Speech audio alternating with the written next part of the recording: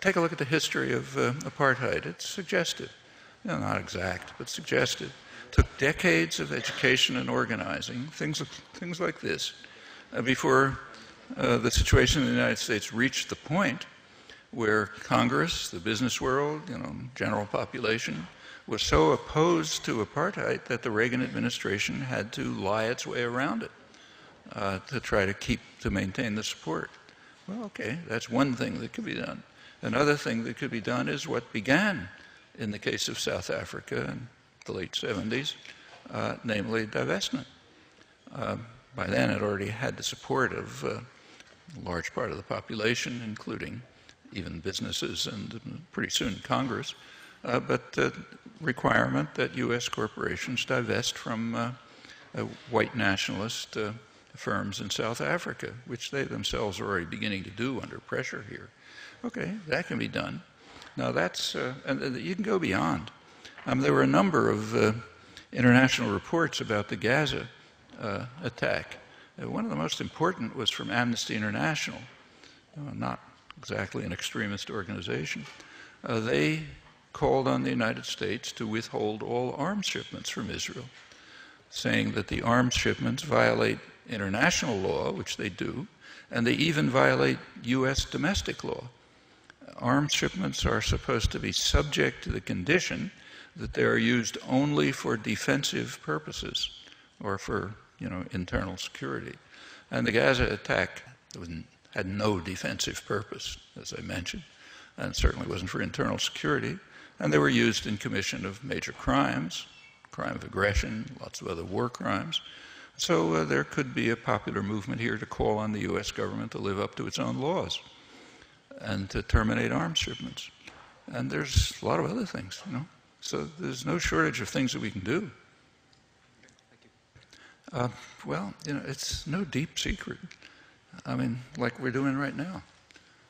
How did people, just take a look at the change, just take the recent years in the United States. You can go all the way back in history. But or you go back further, how was slavery overcome? How did women get the right to vote?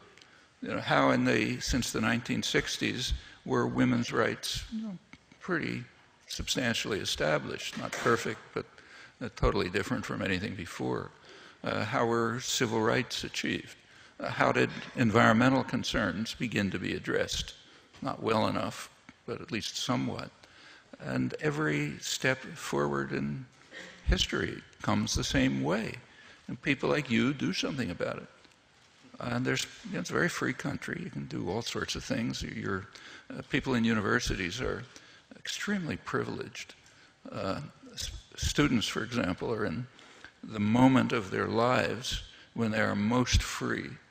They're sort of out of parental control. They don't yet have the burdens imposed on them to try to survive in a society where incomes for the majority have stagnated for 30 years because of government corporate policies. So they're kind of free. They can do lots of things that others don't have a choice about. Okay, do them. Yeah, that's fine. I think that's one of the things you can do, but there's plenty more. We all know that a vote doesn't mean much. Thank you. It doesn't. A vote, yeah. In more democratic countries than ours, that's understood.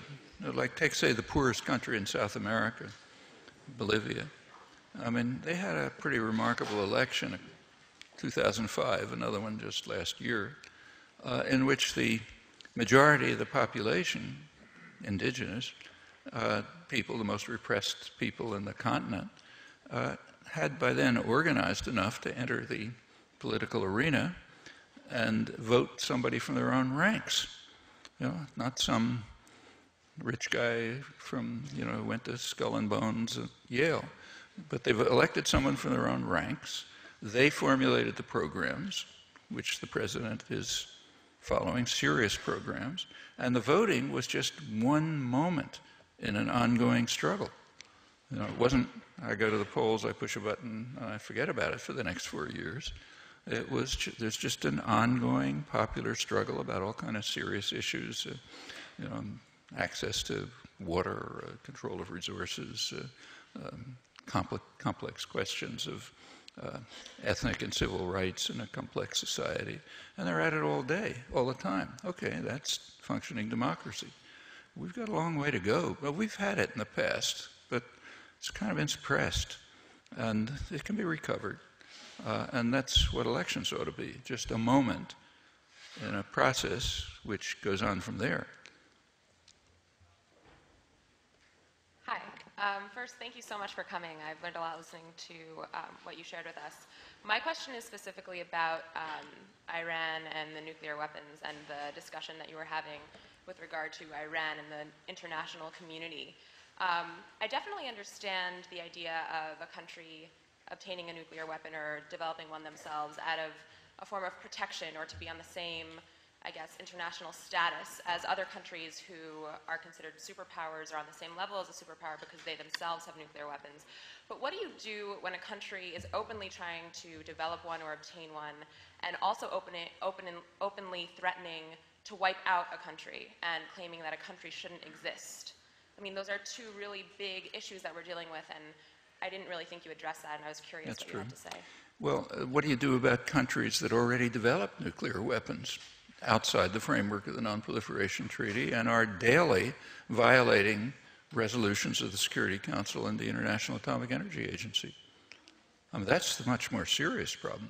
But that's a different situation because those countries aren't openly threatening to wipe out another country. Nor is Iran. Just take a look at the statements. The statements are that they don't think, they said actually it goes back to Khomeini at the time of the U.S.-Iranian alliance, the Israeli-Iranian alliance, and Israel didn't care about it then. And it keeps being repeated. The statement is that, in the course of time, Israel should no longer exist. Well, actually, I happen to agree with that too. In fact, so do a lot of people in Israel, the ones who think there should be a single democratic state. That's not calling for wiping anyone out. In fact, Iran has supported the international consensus on the two-state settlement. Actually, there are two countries that are not only calling for some nation not to exist, but are destroying it, namely the U.S. and Israel. That's their position with regard to the Palestinians. And they're not just saying it.